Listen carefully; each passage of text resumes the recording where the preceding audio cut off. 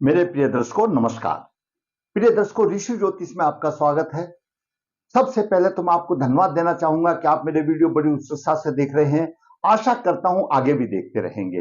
दर्शकों, आपका मार्गदर्शन करने के लिए आज के हम एक वीडियो में आपका मार्गदर्शन करेंगे जिसमें लगन कोई भी हो, आपका लगन कोई भी हो, मैंने यहां लिखा लगन कोई भी हो, उसमें नवम भाव का स्वामी और पंचम भाव का स्वामी, कोई भी लगन हो, नवम भाव का स्वामी, पंचम भाव का स्वामी, दोनों की या तो शुभ स्थानों में युति हो या एक दूसरे को देखते हो, यानी सम सप्तम योग बनाते हो।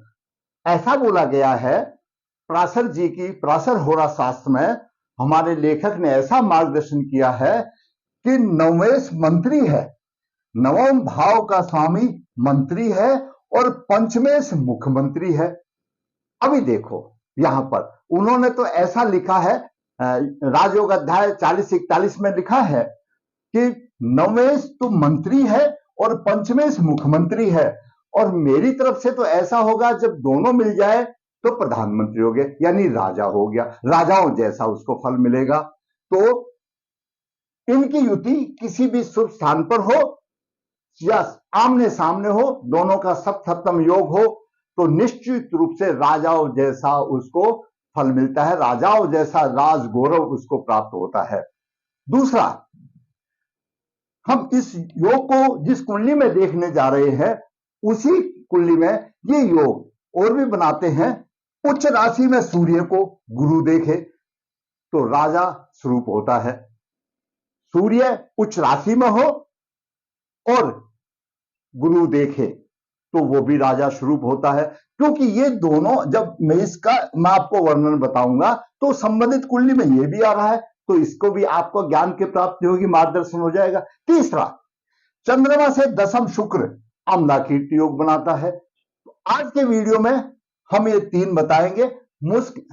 मेन है हमारा कि जब नवमेश और पंचमेश का आपस में दोनों का युति हो या दोनों एक दूसरे के देखते हो, राजा होता है और विशिष्ट योग होता है, उसको हर क्षेत्र में पुरस्कार की प्राप्ति होती है। यह भी एक बहुत बड़ा पुरस्कार का योग है। नवमेश पंचमेश की युति परस्पर दृष्टि राजयोग बनाती है। उच्च राशि में सूर्य को गुरु देखे वो भी अच्छा होता है, बुधादित्य भी योग भी बन रहा है, और चंद्रमा से शुक्र भी दशम भाव में है, अमला कीर्ति योग बन रहा है। दर्शकों, जातक का जन्म 26 नवंबर 1982 शुक्ल पक्ष 3 नक्षत्र रोहिणी चरण 1 सोमवार को हुआ। रोहिणी नक्षत्र के स्वामी चंद्रमा है और रोहिणी नक्षत्र की योनि शर्त मानी जाती है। जन्म के समय पर मेष लगन उदय हुआ। मेष लगन के 8 डिग्री 47 मिनट है। वहीं पर उच्च राशि में सूर्य 11 डिग्री 50 मिनट लेकर के विराजमान है। लगन में उच्च राशि का सूर्य है। बुध 27 डिग्री लेकर के विराजमान है। द्वितीय भाव में उच्च राशि में चंद्रमा, तृतीय भाव में मिथुन राशि में राहु 23 डिग्री लेकर विराजमान है। छठे भाव में मंगल लग्नेश कन्या राशि में 8 डिग्री लेकर विराजमान है। वहीं पर शनि 24 डिग्री लेकर विराजमान है, और सप्तम भाव में गुरु 11 डिग्री लेकर के विराजमान है। नवम भाव में धनु राशि में केतु 23 डिग्री लेकर विराजमान है। एकादश भाव में शुक्र 27 डिग्री लेकर विराजमान है। यह ग्रहों की स्थिति रही। थोड़ा सा हम कुंडली के बारे में ज्ञान प्राप्त कर लेते हैं, फिर आगे आपको इसी में जो योगों का बताएंगे।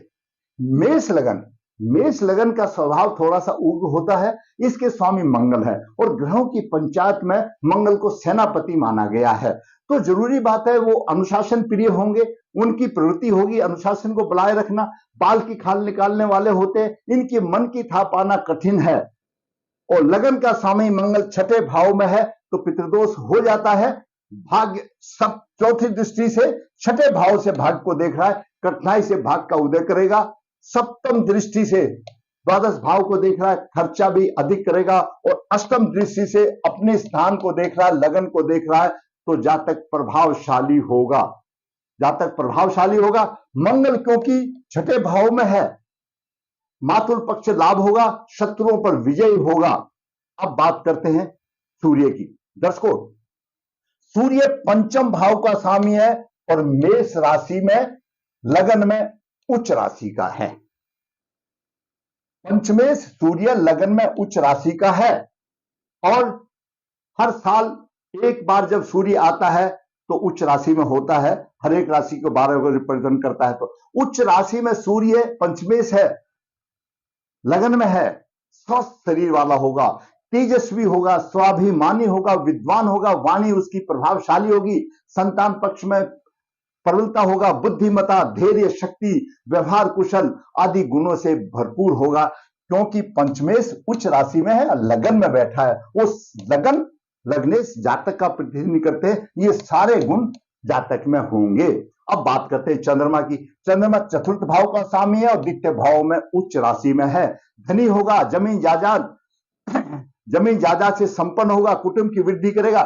थोड़ा सा माता से तीसरे भाव में थोड़ी सी कमी हो सकती है। वाहन सुख अच्छा होगा।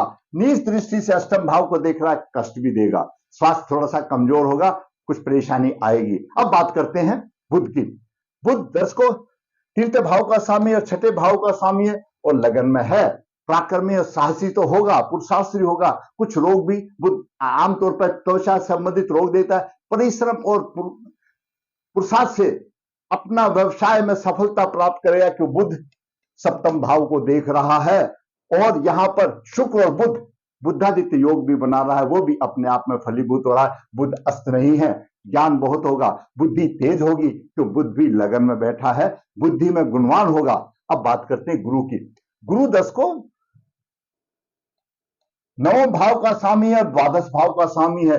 गुरु की मूल त्रिकोण राशि नवम भाव में है, माना द्वादश भाव का है, थोड़े से मिश्रित फल देगा, लेकिन भाग्य का स्वामी है और केंद्र में सप्तम भाव में है। सप्तम भाव में केंद्र में जब गुरु होता है तो वो दिग्बली नहीं रहता है और शुक्र इसका कारक है। थोड़ा सा सप्तम भाव में दाम्पत्य सुख में थोड़ा सा हल्का रहता है। पंचम दृष्टि से एकादश भाव को देख रहा है, आमदनी अच्छी होगी और सप्तम दृष्टि से लगन को देख रहा है, प्रभावशाली होगा।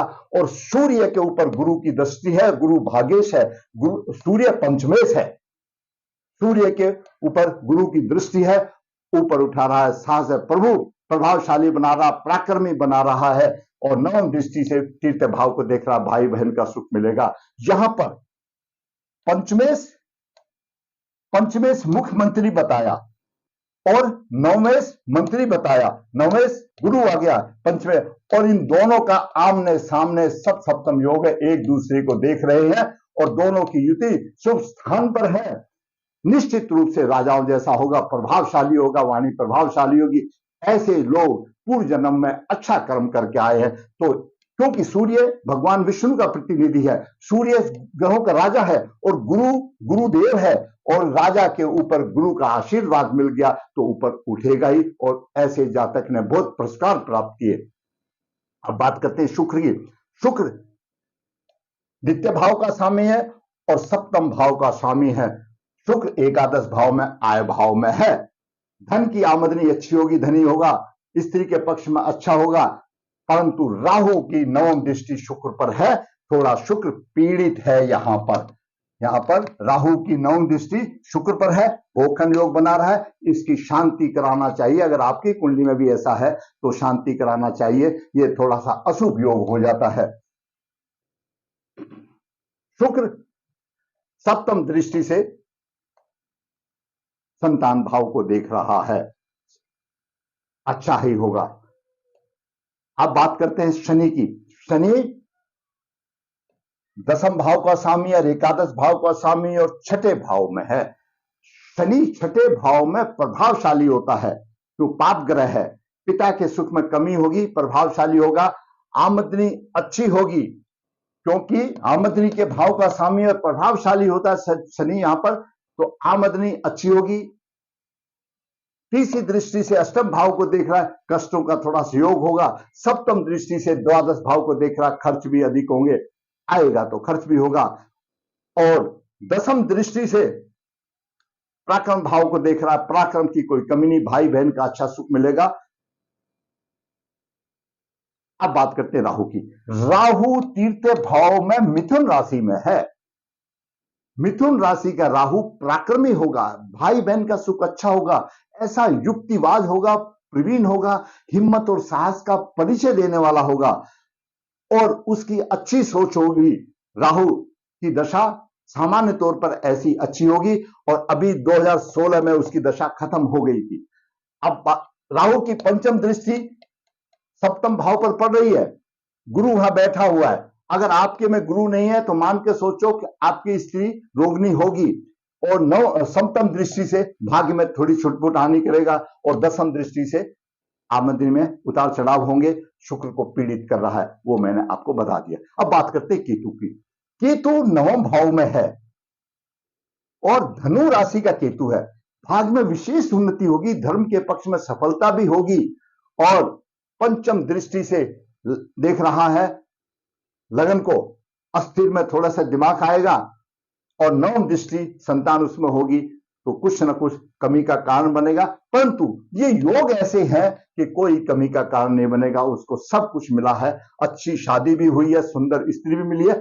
दानवीय के योग ही ऐसे हैं, ये प्रबल योग हैं। चंद्रमा उच्च राशि का है, चंद्रमा लगन से दसम स्थान पर शुक्र शुभ ग्रह है। अम्ला योग तो बताते हैं, लेकिन यहां पर पीड़ित हो जाने से अम्ला योग भिन्न हो जाता है। इसलिए ये जो है, जब तक उसको शांत नहीं करेंगे तो उस योग का कोई फल नहीं मिलेगा। क्योंकि चंद्रमा लगन से शुक्र दसम भाव में जरूर है, मान लिया, लेकिन राहु की नवम दृष्टि से शुक्र पीड़ित है। जब पीड़ित हो गया शुभ ग्रह तो अम्ला योग भंग हो गया, उसमें उसको कुछ फायदा नहीं मिलेगा, वो कीर्ति में प्रभाव नहीं दे पाएगा। ये जातक राहु की जब दशा चल रही थी, क्योंकि जातक की रोहिणी नक्षत्र की सर्प योनि है, जिसकी भी सर्प योनि काल सर्प दोष होता है। लग्नेश छठे भाव में पितृदोष होता है। हमने इस जातक का पितृदोष निवारण किया, काल सर्प दोष निवारण किया, राहु और शुक्र का भोगखंड निवारण किया, उसको कुछ ना कुछ फायदा मिला। दर्शकों, फिर मैं हमेशा बताता हूं कि अगर कुंडली में ग्रहों की स्थिति है, भाई एक ग्रह दूसरे ग्रह में कुछ ना कुछ पीड़ित तो करेगा ही। पराशर जी ने तो बता दिया कि पंचम भाव नवम भाव का आपस में युति हो या एक दूसरे के देखें, मान लिया, लेकिन और भी तो ग्रह है, तो उसको तो संवारना हमारा आपका काम है। सूर्य को गुरु देखे, उच्च के सूर्य को गुरु देखे, आपका कहीं भी कुंडली में हो, तो दोनों ये सम्मान और पुरस्कार योग बनते हैं। जो ग्रह ऐसी स्थिति में, जो ग्रह अशुभ फलदाता बन रहा है या किसी ग्रह को पीड़ित कर रहा है, सूर्य कोई पीड़ित नहीं है, गुरु कोई पीड़ित नहीं है। राहु की पंचम दृष्टि है, 23 डिग्री है, गुरु की 11, गुरु कोई पीड़ित नहीं है, सूर्य कोई पीड़ित नहीं है, शुक्र चंद्रमा कोई पीड़ित नहीं है, सूर्य पीड़ित नहीं है, चंद्रमा पीड़ित नहीं है, तो ये शुक्र का पीड़ित होना या रोग वोग होना, भाई ये तो राजाओं को भी तो होता है, उनको भी कुछ ना कुछ तो कष्टों का भोगना पड़ता है, तो वो एक अलग बात है। लेकिन जहां हमारे योग की बात है, नवेश मंत्री तो पंचमेश मुख्यमंत्री, नवेश मंत्री तो पंचमेश मुख्यमंत्री राजा बन गया, राजा जैसा व्यवहार हो गया और सूर्य को गुरु देख रहा है। इस कुंडली में हमने आपको 2-3 अच्छे पुरस्कारित योग बनाए और जातक को पुरस्कार भी मिला। जातक बहुत ही मतलब कर्मठ है, अपने काम में लगन करने वाला, जहां पर भी होता है उसकी प्रभावशाली होती है और ये जातक क्लास 1 गजेटेड ऑफिसर की पोस्ट पर है। तो दर्शकों, ग्रह लोगों को सम्मान दिलाते हैं और उनको मिलता है जो पिछले पीढ़ी जन्म का है। दोष तो सभी में ही आता है, आपने भी देखा होगा कितने बड़े राजाओं का भी मर्डर भी हुआ, पुरानी हिस्ट्री उतार देखो, बीमार भी है, वो तो सारे हैं, लेकिन रोज जो अपनी जगह पर रहेंगे उसको सम्मान दिलाएंगे। राजा नहीं तो राजाओं जैसा बनेगा। गुरु की महादशा 26/2/2016 से 26/2/32 तक चल रही है, अच्छी है, गुरु नवमेश है। दर्शकों, आज की इस कुंडली में मैंने जिस आदमी को पुरस्कार मिल चुका है, जिस आदमी को, बड़े लोगों को क्या पुरस्कार मिलता है, बड़े लोगों को एक सर्टिफिकेट मिल जाता है, प्रमाण पत्र मिल जाता है, अति यानी विशिष्ट सेवा, इन्होंने बहुत अच्छी सेवा की है। क्योंकि ये तो ये तो पुरस्कार देने वाले हैं अपने से नीचे वालों को, लेकिन उनको देने के बाद इनको भी विशिष्ट सेवा, मेडल आदि, यानी जो जैसे भी करते हैं वो उनको भी उनके लेवल का उनको पुरस्कार दिया जाता है। तो पुरस्कार ही है। दर्शकों, आज की इस वीडियो में मैंने आपका मार्गदर्शन किया। अगर आप समझते हैं शास्त्रों के मुताबिक पराशर जी के 40-41 के अध्याय में सब कुछ लिखा हुआ है और अपने अनुभव के मुताबिक हमने उसको अनुभव में डाला है, थोड़ी बहुत परेशानियां आती है। अगर आप समझते हैं आपका मार्गदर्शन हुआ है तो मैं फिर कहूंगा कि आप मेरा वीडियो अपने दोस्तों को भेजें, रिश्तेदारों को भेजें, उनका भी मार्गदर्शन हो, और मेरा वीडियो लाइक करें। जिस दर्शक ने मेरा चैनल सब्सक्राइब नहीं किया है वो चैनल सब्सक्राइब करें, ताकि मैं इसी प्रकार से वास्तविक कुंडलियों के साथ में आपका मार्गदर्शन करता रहूं और मेरा भी मनोबल ऊंचा उठे। धन्यवाद।